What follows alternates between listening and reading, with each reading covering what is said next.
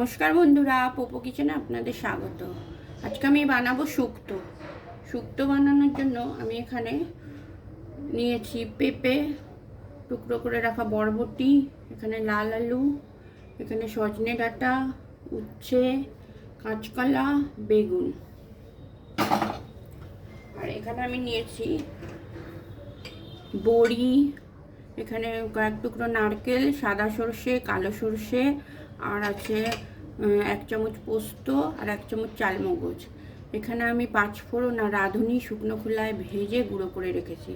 এখানে নিয়েছি বড়ি, এখানে 5 ফোড়ন আর রাঁধুনি যেটা আমি ফোড়নে দেবো, আর এখানে আছে তেজপাতা, একটা শুকনো লঙ্কা আর স্বাদ মতো চিনি। প্রথমে আমি সবজিগুলো আর বড়ি ভেজে নেব।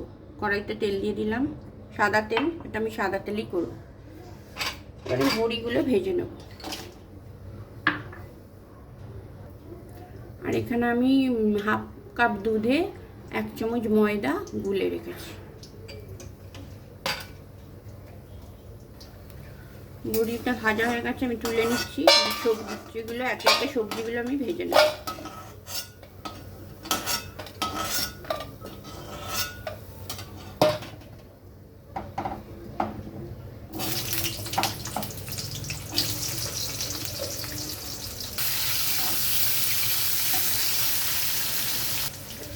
নারকেল, সাদা সর্ষে, কালো সর্ষে, চালমগজ আর পোস্ত একটা পেস্ট বানিয়ে নেব।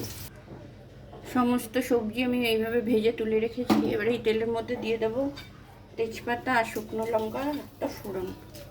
তেজপাতা শুকনো লঙ্কা ফোড়ন দিয়ে দিয়েছি। এবার আমি 5 ফোড়ন আর রাঁধুনিটা দিয়ে দেবো, গোটা 5 ফোড়ন আর রাঁধুনি।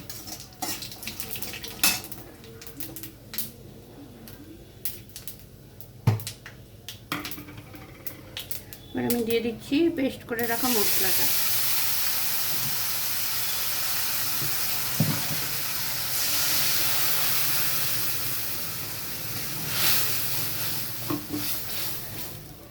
এবার আমি ভেজে রাখা সবজিগুলো এতে দিয়ে দেবো।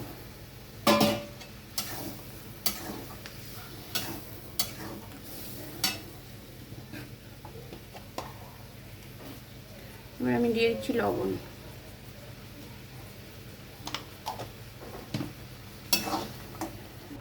এবার আমি এতে দিয়ে দেবো একটু গ্রেট করা আদা।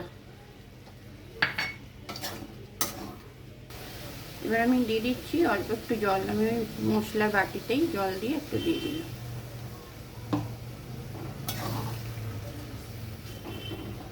এবার এটা আমি ঢাকা দিয়ে দেবো। 5-7 মিনিটের জন্য আমি ঢাকা দিয়ে দিলাম। 5-7 মিনিট হয়ে গেছে। এবার আমি ঢাকনাটা খুলে দেখে নেব।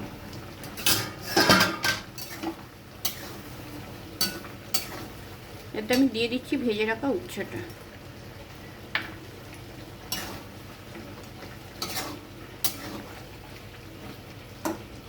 সবজিও ভালোভাবে সেদ্ধ হয়ে গেছে।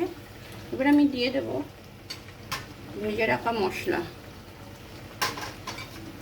আর স্বাদ মতো চিনি। এর সঙ্গে আমি বড়িটাও দিয়ে দিচ্ছি।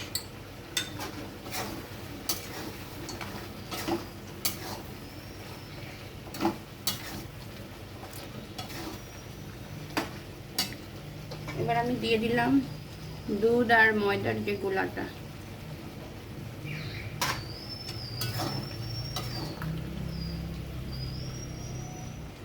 এবার আমি দিয়ে দিচ্ছি 1 চামচ ঘি।